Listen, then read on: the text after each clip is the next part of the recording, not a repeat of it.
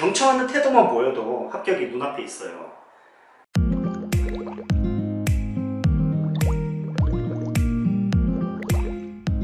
안녕하세요. 레스포케아트 연극영화학원 원장 이상민입니다.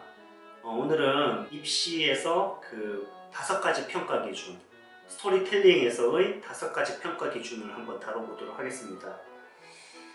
바로 들어가죠. 이거는 이제 첫 번째 평가 기준은 바로 문제 이해력입니다. 문제 이해력이라고 하는 거는 그 문제가 이렇게 주어졌을 때 그거를 얼마나 잘 이해하는지에 대한 거죠. 그리고 좀 더 나아가자면 교수님들이 이 문제에서 요구하는 지점이 뭔지를 파악하는 능력이죠. 그러니까 단순하게 얘기하자면 나와 있는 조건을 잘 이해하고 그거를 맞게 글 쓰는 것부터 시작해야 돼요. 제가 첨삭을 하다 보면요, 어떤 느낌이냐면 문제에서 벗어나지만 않아도 상위 30% 안에는 제가 장담하는 데 듭니다. 그러니까 여러분이 문제 조건을 지키는 것만 해도 제가 봤을 때 상위 30%는 되는 것 같아요. 1000명이면 300등 안에는 든다라고 제가 장담할 수 있습니다. 그만큼 학생들이 문제 조건을 정말 많이 무시해요. 근데 이거는 이제 좀 좁혀서 얘기하면은 문제 조건을 잘 지켜서 쓰라는 거지만 좀 더 넓게 얘기하자면 쓰는 것보다, 그러니까 면접은요, 말하는 것보다 듣는 게 더 중요하거든요. 여러분 그거 모르시죠? 교수님의 말씀을 듣는 게 더 중요합니다. 이 경청하는 태도만 보여도 합격이 눈앞에 있어요. 근데 이 스토리텔링도 마찬가지예요. 교수님이 내놓은 이 문제의 포인트가 뭔지를 이해하려고 하고 문제 조건을 잘 지키려고 하고 이것을 잘 이해하고 분석하고 그런 능력이 실제 평가 요소란 거예요. 여러분들이 이거를 너무 무시하는 경향이 많다는 거예요. 학생들이 자기 쓰고 싶은 대로 쓴다고 해서 고득점 하는 게 아니라는 거예요. 첫 번째가 문제 이해력입니다. 그 다음에 이제 두 번째가 창의적 사고 능력. 창의적 사고 능력이라고 하는 거는 그 학생들이 착각하는 게 창의적 사고라고 하는 게 그냥 내가 쓰고 싶은 대로 마음대로 쓰면은 그게 창의적 사고라고 생각하는데 절대 아니고요. 이 창의적 사고는 기준에 의한 그 창의적 사고입니다. 그러니까 기준이 있고 그 기준에서 창의적 사고를 보는 거예요. 그러면은 평가 기준이 어떤 거냐면은 독특한 이야기가 아니에요. 더 정확하게 말하면 독창적인 이야기입니다. 여러분이 써야 될 글은 독특한 글이 아니라 독창적인 글이에요. 독창적인 글이란 게 뭐냐면 한마디로 이거죠.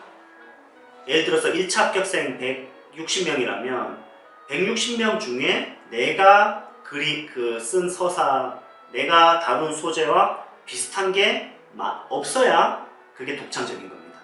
그러니까 여러분이 접근한 어떤 그 소재가 너무 많다. 예를 들어서 한예종 그 1차 논술을 예를 들면은 아름다움에 대해서 논술하라고 했을 때 그 예시로 보통 그 비너스 무슨 그 교과서 나오는 거 뚱뚱한 비너스 있거든요. 그거를 예를 들죠. 그러면 완전 아니면 뭐 미녀는 괴로워라고 하는 거 제가 되게 많이 본 것 같아요. 그 영화 예시 그런 거 나오면 불합격이라고 거의 생각하는 게 나 말고도 그 예시를 한 200명이 듣는다. 그러면 좋지 않겠죠. 그러니까 항상 그 창의적인 입시에서 창의적이라고 하는 건 독창적인 게 더 중요한 겁니다. 독특한 것보다는. 그래서 독창적인 거 쓰려면 보통 이제 그 너무 이렇게 어떤 허구의 이야기를 여러분이 이렇게 과감하게 막 상상하면 빈틈이 많아지거든요. 여러분이 잘 알고 있는 이야기들에서 시작하는 게 좋습니다. 그래서 제가 항상 하는 말이 더 디테일한 게 더 창의적이다. 그러니까 너무 창의적인 거에 매달리지 말고 디테일하게 글 쓰는 연습을 하라. 그러니까 여러분들이 흔하게 느끼고 있는 거지만 그 흔한 거를 디테일하게 접근하면 그게 오히려 독창적이 될 수 있습니다. 그래서 이 부분에 대해서는 제가 다른 스토리텔링 그 수업에서도 많이 반복했기 때문에 생략하고 아무튼 창의적 사고가 두 번째 기준이라고 할 수 있습니다. 그 다음에 이제 세 번째 보는 게 구성 능력이에요. 구성. 한마디로 이제 이야기 짜임새에 대한 거. 기승전결 같은 게 여기 들어가는 거죠. 그 다음에 이제 네 번째가 영화적 표현 능력입니다. 이거는 don't talk but show it. 이렇게 말로 설명하는 게 아니라 딱 보이게 글을 쓸 수 있는지에 대한 거죠. 그 다음에 이제 다섯 번째가 세상에 대한 이해. 주제 또는 어떤 인간 또는 여러분이 살고 있는 사회에 대한 어떤 여러분의 어떤 시각, 또 생각의 깊이 이런 것들을 평가하겠죠. 자, 이 5가지를 다시 한 번 더 말씀드리면 첫 번째 평가 기준은 문제 이해력, 두 번째 평가 기준은 창의적 사고, 세 번째 평가 기준은 구성 능력, 네 번째 평가 기준은 표현 능력, 다섯 번째 평가 기준이 이제 세상에 대한 이해라고 한다면 중요한 순서가 어떻게 될까요? 어느 게 더 중요하고 어느 게 덜 중요하다는 게 분명히 있거든요. 뭐가 제일 중요할까요? 맞춰보세요. 정답은 1번이 제일 중요합니다. 문제 이해. 왜냐하면요, 이거는 이 5가지 중에 뭐가 더 중요해서 그게 아니라 순서의 문제이기 때문이에요. 앞에 게 있어야 그 다음이 있기 때문에 더 중요하다고 얘기하는 건데 1번 없이 2번 없습니다, 여러분. 그러니까 문제를 이해하는 그 능력이 없이 창의적인 게 없어요. 그러니까 윷놀이를 할 때 백도라도 나오면은 괜찮은데 여러분이 나가리란 게 있잖아요. 나가리면은 뭐 땡이잖아요. 나가리가 안 되는 게 일단은 중요하기 때문에 문제 이해가 되고 그 다음에 이제 창의적인 거예요. 만약에 여러분이 창의적이지 않고 진부한 얘기를 쓰면은 진부한 이야기를 좋은 구성과 좋은 그 표현 능력으로 쓰면은 붙을까요? 당연히 아니죠. 그러니까 문제 이해가 제일 먼저였고 그 다음이 창의적 능력이죠. 그 다음에 구성이 있어야 돼요. 표현이 아무리 좋아도 여러분 이야기에 짜임새가 없는데 표현이 좋아서 뭐 하겠습니까? 그래서 이 5가지 순서로 가는 거거든요. 그래서 마지막에 이제 5번째에 제가 주제적인 거 또는 여러분의 어떤 주제적인 거를 5번째 두는 이유가 뭐냐면 주제를 내세우지 말라는 거예요. 여러분 글을 쓸 때 내가 항상 어떤 학생들이 이런 항변을 해요. 제가 이렇게 지적을 하면 그 글이 이런 주제를 갖고 있는데요 라고 얘기하는데 좋은 태도가 아닙니다. 예술가는 작품으로 승부를 걸어야지 주제로 승부 거는 거 아니에요. 여러분이 좋은 주제를 다룬다고 해도 좋은 스토리의 그 뒷받침이 없으면 여러분의 내용은 그 주제는 뭐라 그래야 될까? 무효입니다. 그래서 예를 들어서 그 예를 하나 들어본다면 이창동 감독의 박하사탕을 한번 예를 들어볼게요.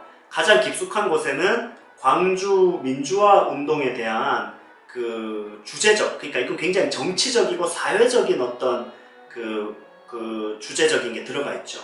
그러니까 어떻게 보면 이창동 감독은 이 얘기를 하고 싶었던 거죠. 광주 민주화 운동에서 이 사회, 한국 사회가 한 개인에게 미치는 영향에 대해서 사회적인 어떤 접근을 한 거잖아요. 근데 이창동 감독의 박하사탕의 주제가 돋보이는 이유가 뭐냐면 바로 서사의 엄호. 이 말이 멋있죠. 서사의 엄호. 서사가 탄탄하게 뒷받침하고 있어요.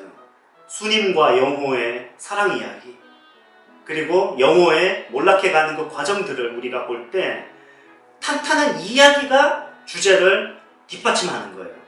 좋은 주제가 이야기를 끌고 가는 게 아닙니다. 좋은 스토리가 좋은 주제를 끌고 가는 거예요. 그렇기 때문에 주제는 5번째 순서에 놓는 게 맞어요. 가장 마지막에. 그래서 1번 되고 그 다음 2번, 2번 되고 그 다음 3번, 3번 되고 그 다음 4번, 4번 되고 그 다음 5번입니다. 근데 제가 글을 이렇게 가르치는 선생님들을 관찰해보면 뭐 비판하는 건 아니고 좀 아쉬운 게 뭐냐면 3번부터 시작을 해요. 그러니까 보통 글을 첨삭할 때 대부분 선생님들이 너의 글이 어떻게 쓰여졌다, 구성이 어떻다, 표현이 어떻다 이 얘기밖에 안 하거든요. 아닙니다. 저는 이해를 했는지 안 했는지부터 들어가야 돼요. 그냥 단순히 조건을 지켜서 쓴 것부터 시작해서 교수님의 의도를 잘 파악했는지, 그리고 이 문제에서 너의 전략을 잘 갖고 있는지, 그 다음에 다른 친구들이 쉽게 접근하는 걸 피해가고 있는지, 그런 것들에 대한 티칭이 더 중요하다고 생각합니다. 그래서 그 문제 이해와 창의적 사고에 대한 거가 되고 나서 그 다음에 그 구성 능력인데 어떤 느낌인지 제가 말씀드릴게요. 문제 이해가 잘 되고 그 다음에 다른 학생들이 쓰지 않는 글을 썼잖아요. 여기서 끝나요. 한예종 그 영화과 2차는 제 진짜 느낌은 여기서 끝나는 것 같아요. 그러니까 뭐 글로 가지도 못하는 거죠. 이 단계에서 잘 되는 애들이 그냥 붙어요. 표현이 많이 부족하고 구성이 많이 부족해도 이 2가지가 잘 되면 그냥 붙더라고요. 그러니까 보통은 이제 1번, 2번에서 끝나요. 대부분 학생들이. 정말 그렇다니까요. 많이 벗어나고요. 많이 자기가 쓰고 싶은 대로 쓰고 많이 진부하게 쓰거든요. 그래서 문제를 파악하고 전략적으로 접근하는 것만 여러분이 잘 연습해도 그 다음에 나머지 3번, 4번, 5번은 좀 부족하더라도 합격할 수 있습니다. 그렇지만 3번, 4번, 5번도 중요하지만 1번, 2번에서 승부가 결정난다는 것을 제가 과감하게 말씀을 드려보겠습니다. 자, 오늘 스토리텔링에서는 스토리텔링에 있어서의 5가지 평가 기준 한번 다뤄봤습니다. 여러분들에게 많이 유익했으면 좋겠습니다. 여기까지 하겠습니다. 감사합니다.